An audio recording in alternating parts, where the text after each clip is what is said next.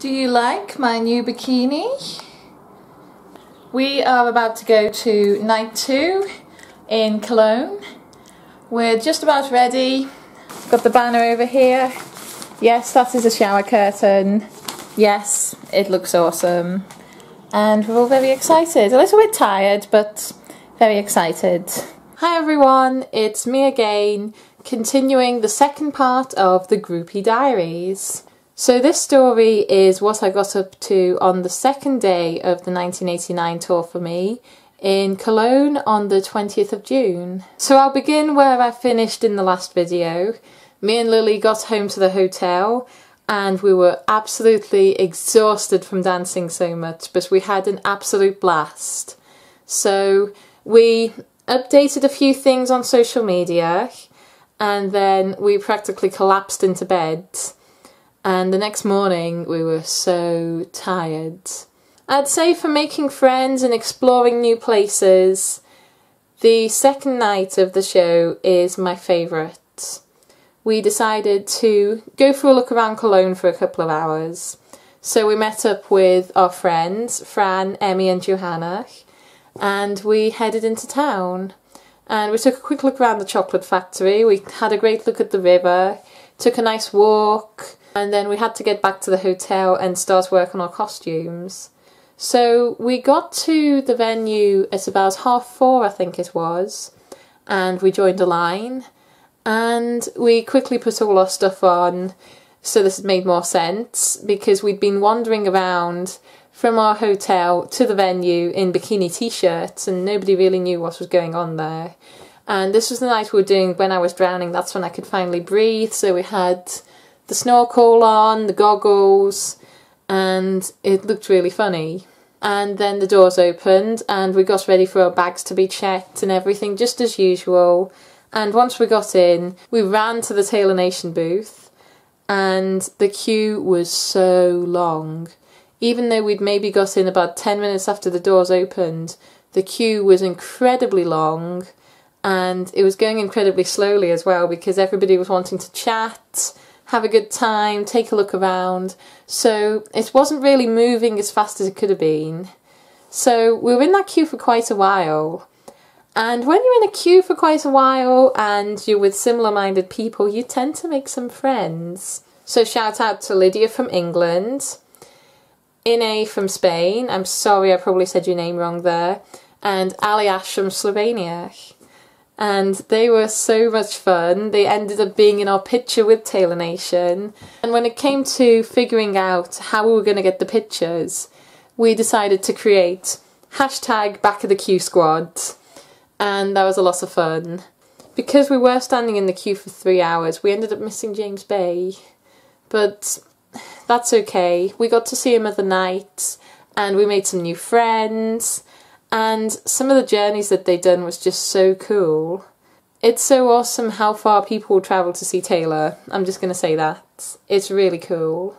While I was in the queue, we made some friends, and at one point, I actually saw the dancers come out of the seating area, and I ran up to them and got a photo with them. So thank you, Lydia, for taking that for me. And in that photo, they just look so confused as to why I'm dressed the way I am, and a little bit entertained as well, but it's awesome. Thanks guys. You're really cool. If you go to see the 1989 tour, be sure to check out their dance moves because they do some amazing things. So when we got into the venue, the fan cam was just about to start, so we quickly found our seats, quickly got our fairy lights out, and got ready to dance. And this night we were in the lower levels and near the back of the room by the B stage. Such a party atmosphere going on over there. There were so many people who had amazing costumes, amazing dance moves, and we were shouting and cheering all night.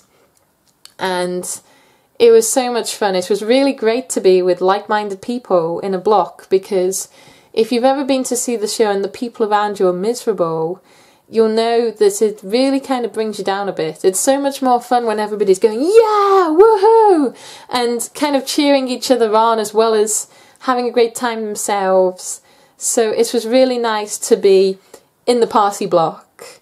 So I'd say when you're sitting at the back of the room instead of the side of the room, there are things that you see that you wouldn't have seen otherwise. We really got to see the backdrops properly. There were videos that were on the very back screen that hadn't been shown on the side screens. And it was really awesome. I think that's maybe one of the best views, being at the back of the room, face on, because you get to see the show as it's meant to be seen. I think the highlight show-wise for that show was maybe the times when she's flying through the air. I took a few photos that night, not too many, but a few, because there were times when she was coming quite close to our part of the room, and I just thought, this is the night to take photos. But I didn't want to take too many photos, because I think when you get too involved in taking photos, it kind of takes away from the experience of actually watching the show. We danced so hard, screamed so loud, and it was so much fun. And then the funny thing was, when we came out the venue, of all the people to bump into, we bumped into Ali Ash again from Slovenia. And that was really funny to us, because we'd spent literally 3 hours talking to him before the show. And then of all the people to bump into again after the show, we bumped into him. But that was really cool. And when we got back to the hotel, we all reunited on Twitter and Instagram, you know, shared our details, shared our stories from the show.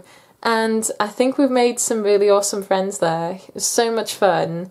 And then the whole fact that we bumped into Ali Ash again kind of reminded me of something I'd been saying to one of my friends, because I have a few friends that I was really looking out for during the shows, and I did not see them at all.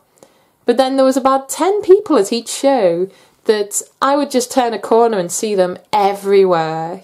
Even if they were standing at the other side of the room from me, even if our tickets were nowhere near each other, I just kept on bumping into these people.